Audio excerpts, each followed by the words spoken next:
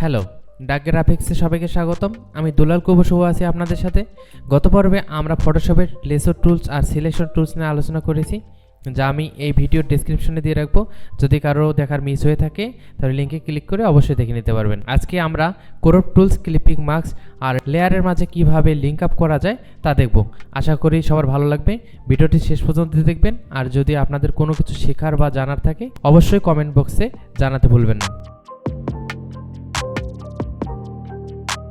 তো crop tools দিয়ে যেটা আমরা করতে পারি, বা কিবোর্ডের সি বাটন প্রেস করলে ক্রপ টুল চলে আসবে। তো আমরা এখান থেকে টুলস বারের ক্রপ টুলস ক্লিক করে আমরা অপশনটা আন নিতে পারি, অথবা আমরা বলছিলাম কিবোর্ডের সি বাটন প্রেস, আমরা যদি সি বাটন প্রেস করি তাহলে ক্রপ টুলসটা চলে আসবে। তো ক্রপ টুলস দিয়ে যেটা আমরা করতে পারবো, ছবির কোনো একটা অংশকে আমরা আলাদা করতে পারি অথবা বাদ দিতে পারবো। ক্লিক করে ধরে যদি আমরা মাউসটা ড্র্যাগ করি তাহলে ছোট হয়ে যাবে।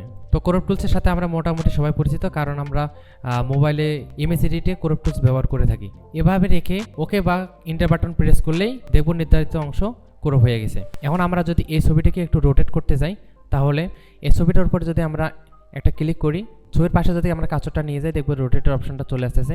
এখানে মাউসটা ড্র্যাগ করে দেখব রোটেট হয়ে গেছে। এখান থেকে ওকে ক্লিক করি অথবা ইন্টার প্রেস করলেই ছবিটা ক্রপ হয়ে যাবে। তো ক্রপ করার পর আমরা যদি চাই এই ছবিটাকে সেভ করতে, তাহলে আমরা ফাইল থেকে সেভ করতে পারি, অথবা আমরা যদি চাই এই ছবিটাকে অন্য কোনো ডকুমেন্টে নিয়ে যেতে, তাহলে সেটা আমরা করতে পারি। এখান থেকে আমরা আনলক করার পর যদি ড্র্যাগ অ্যান্ড ড্রপ করি অন্য ফাইলে, দেখব এই ছবিটা চলে আসছে।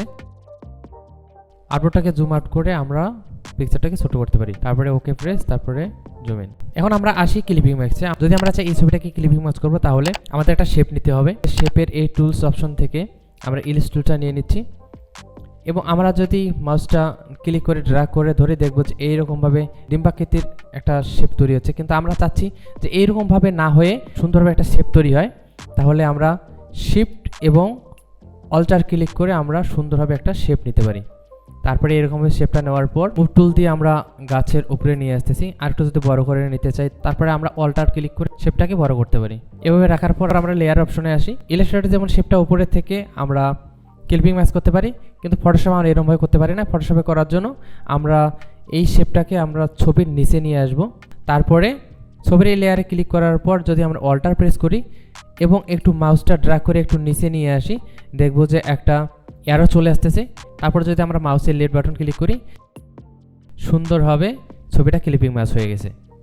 তারপর আমরা ছোটো করে একটু ডানে মুভ করে রাখি, তারপরে ওকে ক্লিক করি। প্রত্যেকটা টুলসের পাশেই দেখবেন যে শর্টকাট দেওয়া আছে, এটা মনে রাখবেন সবাই, কারণ এটা আপনাদের কাজ করতে অনেক সুবিধা দেবে। তো যদি আমরা এই আর্টবোর্ডে একটা পিকচার নিয়ে এসে ক্লিপিং ম্যাচ করতে চাই, তাহলে ফাইল থেকে প্লেস ইমবেডেড, তারপরে এখান থেকে আমরা এই পিকচারটা ক্লিক করে প্লেস করতে পারি আর্টবোর্ডে। এবং সেমভাবে একটা আমরা ইলিপস টুলস নেই, শিফট অল্টার প্রেস করলে এটা ছোটো বা বড় হয়ে যাবে। তারপর ভালো করে বোঝার জন্য আমরা এই শেপের কালারটাকে একটু পরিবর্তন করে দিই। তারপর শেপটি আমরা ছবির উপরে রাখি, এবং এখান থেকে লেয়ারে ছবির লেয়ারটাকে আমরা ইলিপসের উপরে নিয়ে যাচ্ছি, এবং অল্টার প্রেস করে আমাদের মাউসের এই কাজটাকে নিয়ে আসি, দেখবো যে ক্লিপিং মার্কসের অপশনটা শো করতেছে। তারপর মাউসের লেফট বাটন প্রেস করলে এটা ক্লিপিং মার্কস হয়ে যাবে। এখন যদি আমরা এই ছবিটাকে ডানে বা বামে অথবা ছোটো বড় করতে চাই, তাহলে যদি আমরা ড্র্যাগ করি, দেখবো যে শুধুমাত্র ছবিটাই নিচে চলে আসতেছে। তাহলে এখন আমরা কি করতে পারি, এটার জন্য আমাদের যে লেয়ারের উপর আমরা ক্লিপিং মার্ক করেছি সেট সিলেক্ট করার পর কন্ট্রোল ক্লিক করে আমরা ওপেন সিলেক্ট করে রাইট ক্লিক করে এখানে দেখব লিঙ্ক লেয়ার নামে একটা অপশন চলে আসতেছে। আমরা যে লিঙ্ক লেয়ারে ক্লিক করি, ওকে প্রেস করার পর এখন যদি আমরা এই ছবিটাকে মুভ করি, দেখব সুন্দরভাবে ছবিটা আমরা সরাতে পারতেছি অথবা বড় ছোট করতে পারতেছি। তো কাজ করার সময় আমরা যে শর্টকাটগুলো বলেছিলাম আপনারা মনে রাখবেন, এতে আপনাদের কাজ করতে অনেক সুবিধা হবে। আর মনে রাখার জন্য অবশ্যই আপনারা নোট করে নিতে পারেন। তো এই ছিল আজকের ভিডিও। আশা করি ফটোশপের এই তৃতীয় পর্বটি আপনাদের ভালো লেগেছে, তা কমেন্টে অবশ্যই জানাবেন। আর প্রত্যেক পার্ট আপনারা শেয়ার করবেন আর বাসায় প্র্যাকটিস করবেন। যদি ভালো লাগে তাহলে অবশ্যই চ্যানেলটি সাবস্ক্রাইব করবেন আর লাইক শেয়ার দিয়ে পাশে থাকবেন। দেখা হবে আগামী পর্বে, সে পর্যন্ত সবাই ভালো থাকবেন। ধন্যবাদ সবাইকে।